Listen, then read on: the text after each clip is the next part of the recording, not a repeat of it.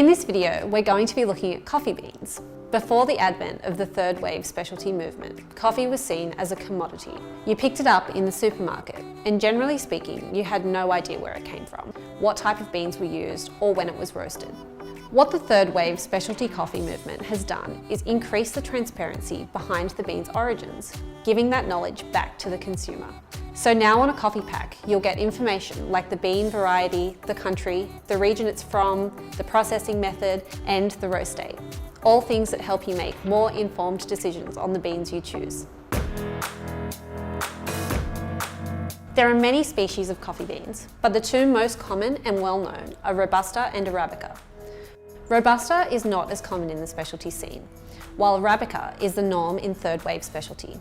Within that, there are a whole lot of different varieties, ranging from what's known as the heirloom varietals in Ethiopia, to varieties made in a lab, like the SL28 and SL34s in Kenya, to Typica, Caturra, Katwai, and Bourbon, which you usually see throughout lots of Central America.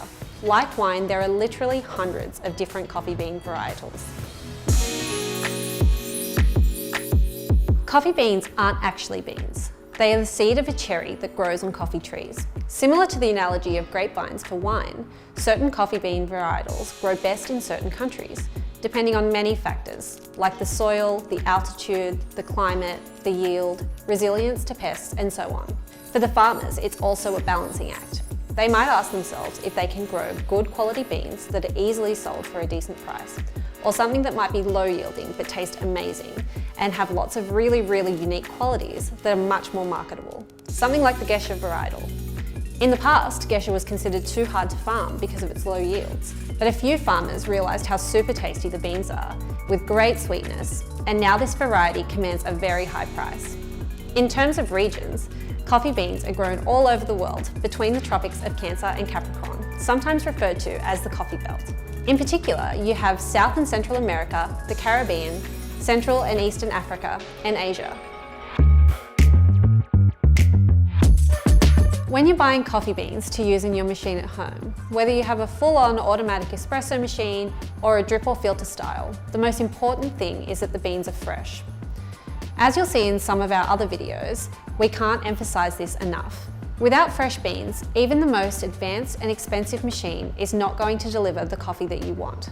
As I said earlier, that's one of the many reasons specialty coffee beans are the way to go, because all the information you need to make your choice is on the pack. If we look at one of my packs here from Floozy, you'll see that the beans come from Anna Daisy Lanos. Her farm is 1,800 metres above sea level, and the beans have a fruity and sweet flavour profile. Most importantly, it tells us when the coffee was roasted. The coffee should ideally be used between 5 and 30 days after it's been roasted. Too early within those first 5 days, and the coffee can be quite volatile because there's a lot of carbon dioxide that needs to be expelled. After 30 days, the beans begin to age. The region and type of flavours are also indicated on the pack. For example, if we were talking about Kenyan coffee, we might expect to see higher acidity with winey, grapefruit, blueberry type flavours. Or if we were talking about Colombian coffees, we might expect to see stone fruit flavours, a big body, chocolatey sweetness. Another thing to consider is that coffee cherries are a fruit. So just like buying seasonal fruit and vegetables, you can choose seasonal coffee beans, and this will affect the flavour you get out. Then there's single origin coffee versus blended coffee. Whiskey is probably the easiest analogy here. So if you want something that's really going to showcase a way of making whiskey, a storage method, the barrel it's matured in, and so on, you'd go for a single malt. But if you want something that's an everyday, more balanced whiskey, you might go for a blend. The same applies to coffee. A single origin will be from a certain region, country, or farm, whilst a blend may come from many origins. The other part of choosing coffee beans is the roast level, light, medium, or dark. This will dictate how you make the coffee, and if you want to see more on roasting, check out video 2 in this series. Historically, coffee was roasted dark, and in that, a lot of the bitterness comes out as well, because the sugars are perhaps over-caramelized. Nowadays, there is more control over the roasting process, which allows us to bring out different flavors in the beans.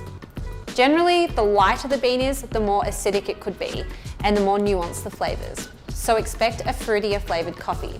This is generally preferred for drip or filter drinkers.